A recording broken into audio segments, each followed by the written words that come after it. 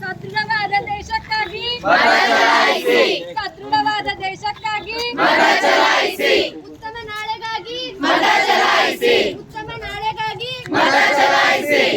ನನ್ನ ಮತ ನನ್ನ ಮತ ಜೋರಾಗಿ ಇನ್ನೊಂದು ರೌಂಡು ಅಲ್ಲಿಂದ ಹೇಳಮ್ಮ ಜೋರಾಗಿ ಉತ್ತಮ ನಾಳೆಗಾಗಿ ಉತ್ತಮ ನಾಳೆಗಾಗಿ ಮತದಾನವು ಹಕ್ಕು ಮತದಾನವು ಹಕ್ಕು ಸದೃಢವಾದ ದೇಶಕ್ಕಾಗಿ ಸದೃಢವಾದ ದೇಶಕ್ಕಾಗಿ ಮತದಾನ ಮಾಡುವವನೇ ಮತದಾನ ಮಾಡುವವನೇ ನನ್ನ ಮತ ನನ್ನ ಮತ ಮತದಾನ ದಿನಾಚರಣೆ ಯಾಕೆ ಆಚರಣೆ ಮಾಡ್ತಿದ್ವಿ ಯಾರಿಗಾರು ಗೊತ್ತಾ? Anybody? ಪ್ರಾಮಾಣಿಕತೆಯಿಂದ ಮತ ಚಲಾಯಿಸಿ. ಮತದಾನದ ದಿನಾಚರಣೆ ಯಾಕೆ ಆಚರಣೆ ಮಾಡ್ತೀವಿ ಯಾರಿಗಾರು ಐಡಿಯಾ ಇದೆಯಾ? ನಾವು ಪ್ರಥಮ ಚುನಾವಣೆಯನ್ನ ನಮ್ಮ ಸ್ವತಂತ್ರ ಭಾರತದಲ್ಲಿ ಆಚರಣೆ ಮಾಡ್ತೀವಿ, ಸಂಭ್ರಮದಿಂದ ಆಚರಣೆ ಮಾಡ್ತೀವಿ, ಸರ್ಕಾರವನ್ನು ಅಧಿಕಾರಕ್ಕೆ ತರ್ತೀವಿ.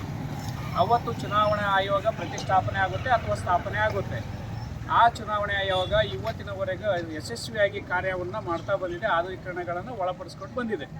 ಹಾಗಾಗಿ ಅದರ ಸವಿ ನೆನಪಿಗಾಗಿ 1957ರಿಂದ ನಾವು ಚುನಾವಣೆ ಸ್ಥಾಪನೆಯಾದಂಥ ಸಂಸ್ಥೆಯ ಸವಿ ನೆನಪಿಗಾಗಿ ವೋಟರ್ಸ್ ಡೇಯನ್ನು ಅವತ್ತಿಂದ ಇವತ್ತಿನವರೆಗೂ ಆಚರಣೆಯನ್ನು ಮಾಡ್ಕೊಂಡು ಬರ್ತಾ ಇದ್ದೀವಿ.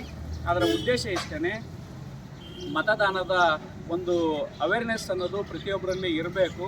ಅದು ನಿಷ್ಪಕ್ಷಪಾತವಾಗಿರಬೇಕು, ಯಾವುದೇ ರೀತಿಯಾಗಿ ಆಮಿಷಗಳಿಗೆ ಒಳಗಾಗಬಾರ್ದು.